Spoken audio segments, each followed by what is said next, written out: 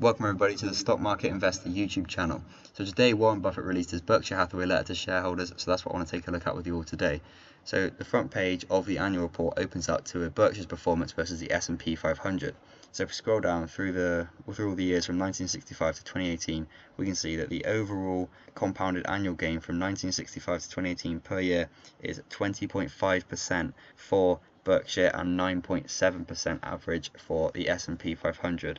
So this means that from those years from 1965 to 2018, Buffett has managed to outperform the S&P 500 by over double, which is an unbelievable feat.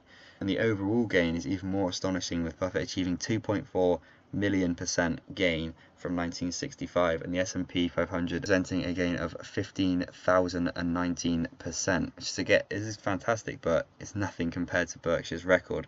And for Buffett to be able to do this consistently is unbelievable. So here, Buffett talks about how his investees paid dividends of $3.8 billion just last year, and they predict that this will increase for 2019.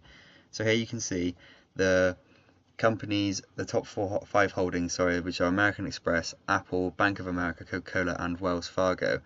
And here's the dividends they paid, from $235 million from American Express all the way up to $809 million from Wells Fargo.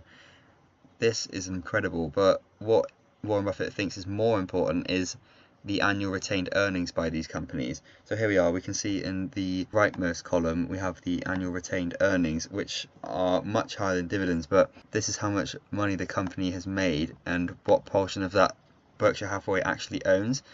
So you can see here these are some huge numbers, and these have been growing recently, which is great for Berkshire Hathaway, and this $3.8 billion dividend allows them to invest in other things. And here we can see that their ownership of American Express increased from 12.6% to 17.9%, and this is due to repurchases made by the company.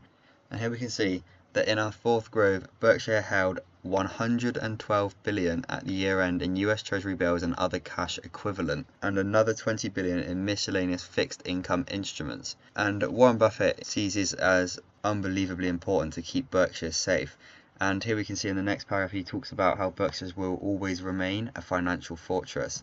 And this is for shareholders. This is basically just proving to shareholders that they will always be around, and Berkshire is not going anywhere anytime soon. And this is how he mentions that Berkshire will never risk getting caught short of cash. And even if, and as he says here, at times the stock will tumble, so he accepts that the stock will be volatile, but he's essentially saying that no matter what the stock price is for Berkshire Hathaway, the company's still going to be there, the company's still going to be actively investing and actively holding. Buffett mentions that Berkshire will consider repurchasing its own stock, however will only buy at a discount to Berkshire's intrinsic value. So here we have top 15 of Berkshire's holdings by market value. So some of these have had good years, some of them have had bad years. So you have companies like Apple, which have recently fallen quite far. You have Coca-Cola, which is also in the midst of not a massive growth spurt at the moment. They've sort of plateaued and they are struggling to grow. Wells Fargo has had issues recently, so have Goldman Sachs. So you have to wonder when or if will Warren possibly rebalance this portfolio at some point. These are quite fairly heavy positions in a lot of these stocks. As you see, Apple, they have a $36 billion investment in, and also the news of Kraft Heinz recently and their possible accounting deficiencies will have hurt Warren, and he has lost $4 billion on that currently in market value. So this is a crucial part of Warren Buffett's investing game, and is that Charlie and I do not view the $172.8 billion detailed above as a collection of ticker symbols, a financial alliance to be terminated because of downgrades by the Street, referring to Wall Street investment banks, and expected Federal Reserve actions, possible political developments, forecasts by economists, or whatever else subject to de jure. So this is essentially saying that whatever happens to the stock prices of these companies, Warren and Charlie view these as solid companies to invest in for the long haul, so they don't care if the stock drops as long as they're still earning income. They don't know what the stock's going to be doing tomorrow, but overall in the future, say 5-10 years down the line, they do believe that these stocks will be worth more than they are today, and these companies as a whole will be worth more than they are today. So it doesn't matter to Warren and Charlie what the stock does tomorrow, what the stock does next week. And this is such a crucial part of value investing. This is something Warren's done brilliantly his entire career. This is one of my favourite pages on the letter today, and it is talking about how he's sort of not taking credit for all of the investing that he's done, and he's sort of putting a lot of that into the United States, and how he said before in one of the interviews I've watched before that he believes that an investment in the S&P 500 is a bet on the American economy. So if you believe in America and you believe America is going upwards, then you can't go wrong with an S&P 500 investment. So he's saying here that he began purchasing stocks at the age of 11 and he went all in investing $114. So during his lifetime, this 77-year period has changed a lot. And now he's saying here, as he looks back in 1788, the year just before George Washington was his first president of the United States, 77 years after that was an unbelievable growth in the US. And here, during the two 77-year periods prior to 1942, the United States has grown from more than 4 million people into the most powerful country on earth. So essentially what he's saying here, and he said it before, is that he believes in America and he will continue to invest in America. And he's also saying that, and he says it down here best, he talks about how Charlie and I happily acknowledge that much of Berkshire's success has simply been product of what I think should be called the American tailwind, and it is beyond arrogance for American businesses or individuals to boast that they have done it all alone. The tidy rows of white crosses at Normandy should shame those who make such claims.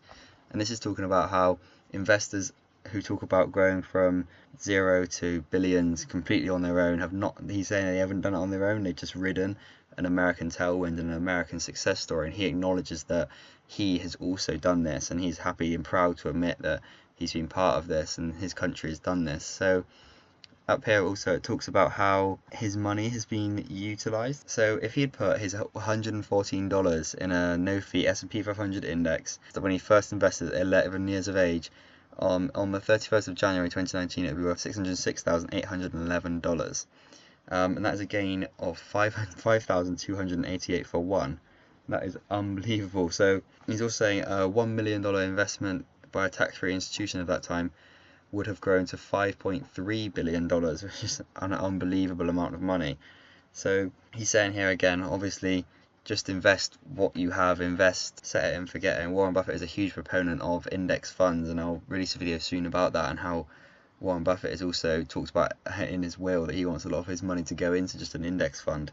And his closing argument is that with the whole ensemble, that is with Ajit and Greg running operations, a great collection of businesses, a Niagara of cash generation, a cadre of talented managers and a rock-solid culture, the company is in good shape for whatever the future brings.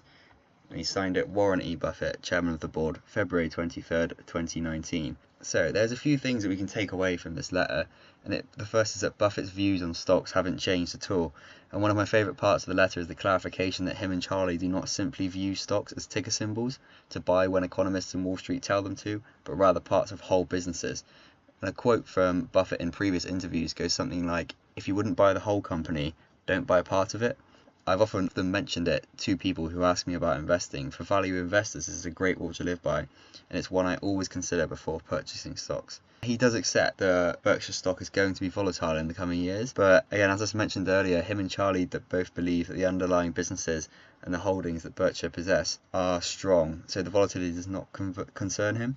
And this goes hand in hand with the previous point that he's made by purchasing businesses and not stock prices. So what happens a week from now doesn't concern him. He's more concerned with the long term, and he sees long-term potential in the businesses that he owns.